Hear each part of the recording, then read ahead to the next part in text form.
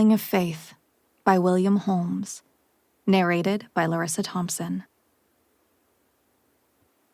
Part 1. The Beginning.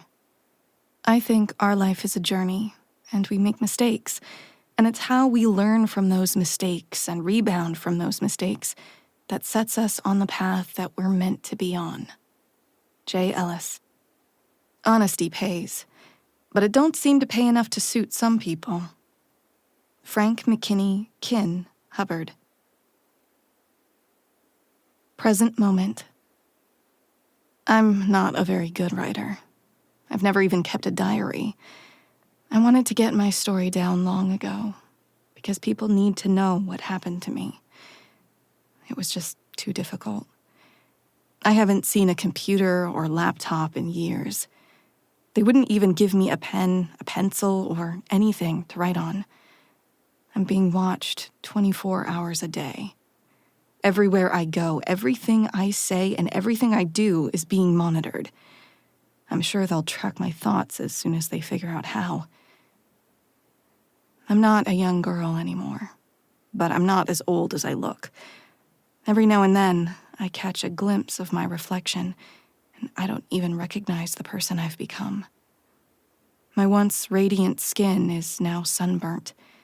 My beautiful blonde hair is full of tangles and knots. My lips, which were always soft and inviting, are dry and chapped. My hands are calloused, my nails are broken, and my body is covered in open sores. If you look close, you'll find the only part of me the world hasn't stolen.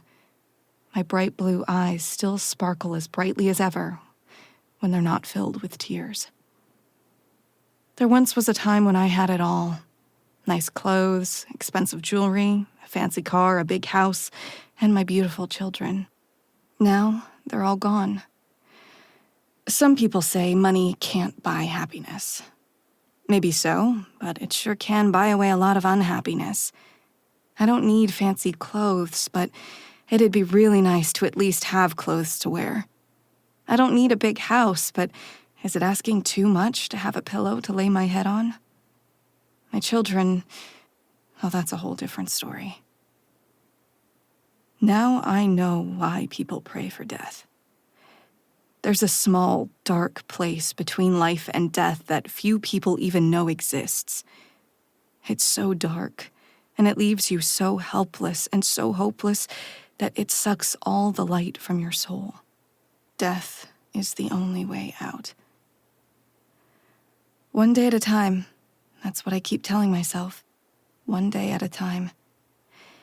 I still have my faith, so I keep praying that some miracle will come along and save me. Well, at this point, I'd be happy for just a small glimmer of hope. Where did it all go so wrong, you ask? I've asked myself that question many, many times. Things started going badly and then snowballed out of control. Now I can't go forward and I can't go back. Even if I could, how far back would I have to go to end this nightmare and get my life back on track again? This is not the way my life was supposed to turn out. I hope you'll forgive me if I don't say everything right. Telling my story will take some time, and quite frankly, I don't have a lot of time left.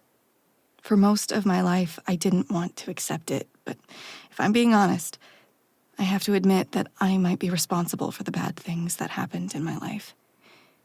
You see, we're all a product of the choices we make in life, both good and bad. It's impossible to understand how I got where I am today without knowing me, the real me. You'd never believe this if it weren't true. As impossible as it is to believe, what happened to me could happen to anyone. Where do I start? I guess I'll start at the beginning.